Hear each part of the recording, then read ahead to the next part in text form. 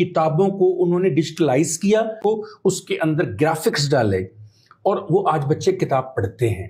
میں رات ہی دیکھ رہا تھا ایلیکس شفق جو سب سے بڑی رائٹر اس وقت دنیا میں مانی جاتی ہے 40 رولز آف لو والی، وہ فرانس کا ایک بک خانہ، ایک کتاب خانہ دکھا رہی تھی رات، اور کہہ رہی تھی یہاں میں کتابیں دیکھ کر حیران رہ گئی ہوں، شیخ سعدی کی کتابوں کی بھی گرافیکل ریپرزنٹیشن انہوں نے کر دی کہ بچے پڑھیں۔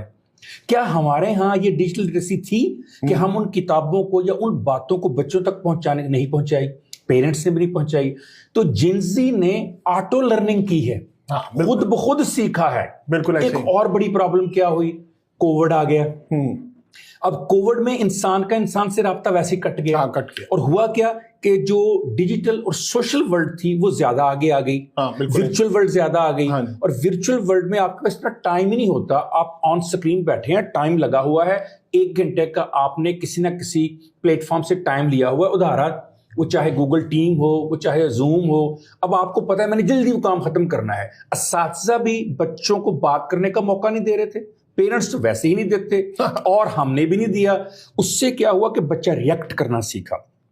اس ریئیکشن کو کنٹرول کرنے کے لیے ری وائر کرنا پڑے گا، ری رائٹ کرنا پڑے گا۔